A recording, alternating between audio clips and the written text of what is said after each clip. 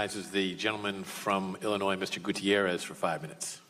Secretary Nielsen, the majority on this committee must think you're doing a fantastic job because they've ordered this hearing so that you could come before, look tough and remorseless just in the time for the holidays. The remorseless secretary during the holidays. Christmas, as they like to make sure and specify. I suspect that if you still have your job, which seems to always be a big question, in 3 weeks, we'll see if you still have the same sympathetic questions when you come back. I want to start by praising this administration and the role that it's had. Because there's one thing that this administration's done better than any other administration in American history, and that is lie. I still remember the first day when the press secretary came out and said, this is the largest inauguration crowd ever in the history of America. Of course, everybody laughed because there were more people at other inaugurations. And the president's own remarks, on a world stage, the UN General Assembly, he said he had accomplished more as president than anyone before him. And the world laughed because the evidence was plain to see that that just wasn't true. But specifically in the area of Homeland Security, lying has become elevated to an astounding level of mendacity. President Trump descended the golden escalators at Trump Tower to announce his candidacy by saying Mexico was sending us the worst rapists, murderers. Then he said he was required to break up migrant families because of bad laws that the Democrats gave us. How about the one about Mexico paying for the wall? You want $5 million and you want $5 billion and you want the American public to pay for it. Isn't Mexico supposed to pay for it? Wasn't that the campaign promise? No. That's just another lie. And all about the ones about the massive invasion via the immigrant caravan that would ruin America. How about when Trump said, good people among the Nazis and white supremacists demonstrating? That time nobody was laughing, but the evidence was plain, and these are gigantic lies. I remember when the CHC met with your predecessor, your boss now, the former Secretary of Homeland Security, and he dropped a few whoppers himself. The most memorable for me is when he sat. I want everybody, because you weren't there. When he sat with the Hispanic Congressional Caucus in the Capitol in a room full of Hispanic members of Congress, most of whose parents and grandparents were immigrants that didn't speak English when they came here.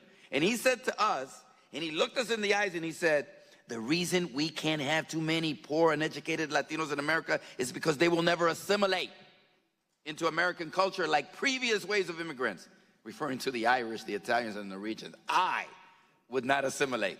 The members of Congress, duly elected, would not assimilate, so we couldn't have more. He said that to us. It's almost as though we were invisible to him. Secretary Cohen told a room full of Hispanic congressmen and women that poor, uneducated Latinos, a lot like my mom and my dad, who didn't speak a lick of English, but you want to change the policy so that if you want to come to this country, you have to speak English, would never fit, and that their children could never acquire the position of members of the Congress of the United States in this democracy. A lie, because it's happened time and time again. It is as you can't see the reality of modern immigration or contributions of anyone who came from countries other than Norway and other parts of Europe. It's as if you and the Trump administration are blind. And you know what? It seems like you agree with Tucker Carlson that immigrants only bring danger and dirt and division. But I have to say the all-time record for lying in the face of all the evidence was a tweet you, Madam Secretary, sent out on June the 17th. And it says, we do not have a policy of separating families at the border, period. That's your Twitter account. That's what you put out.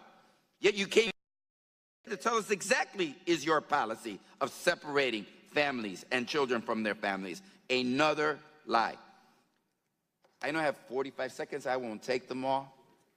But it is repugnant to me and astonishing to me that during Christmas, I like to call them the holiday seasons to be inclusive, but during Christmas, because the majority always wants to just call it Christmas, that during Christmas, a time in which we celebrate the birth of Jesus Christ, a Jesus Christ who had to flee for his life with Mary and Joseph. Thank God there wasn't a wall that stopped him from seeking refuge in Egypt.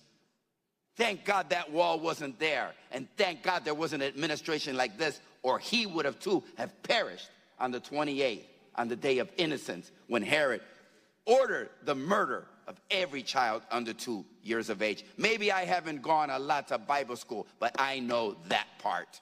Thank God. Shame on everybody that separates children and allows them to stay at the other side of the border, fearing death, fearing hunger, fearing sickness.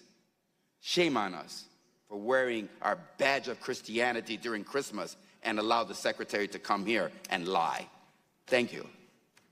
Time of the gentleman has expired. If the secretary would care to respond to any of that. Only then to say that calling me a liar are fighting words. I'm not a liar. We've never had a policy for family separation. I'm happy to walk the gentleman through it again. A policy of family separation would mean that any family that I encountered in the interior, I would separate. It would mean that any family that I found at a port of entry, I would separate. It would mean that every single family that I found illegally crossing, we would separate. We did none of those. What we did do is uphold the laws that Congress has passed, and we prosecuted those who choose to come here illegally. As far as not being compassionate, let me just tell you what I have done. And of course, he couldn't be bothered to stay, so I'm happy to tell the rest of the committee. What we have done is we have worked extensively with the Northern Triangle countries to find ways to help vulnerable populations as soon in their journey as possible. The current system puts them at the hands of those who prey on them and who abuse them. So we've worked extensively to increase asylum capacity to help them as soon as possible. We've worked on child exploitation, including very unfortunate new crimes, which are live distance abuse, where somebody goes online and directs an abuser on how to abuse a child as they watch. That is a crime that DHS investigates and prosecutes. We have worked against traffickers. We have the first anti-smuggling, anti-trafficking strategy this January. We do investigations. We help survivors. I take personal offense on behalf of the 240,000 men and women of the Department of Homeland Security. Thank you, sir. Thank you, Secretary.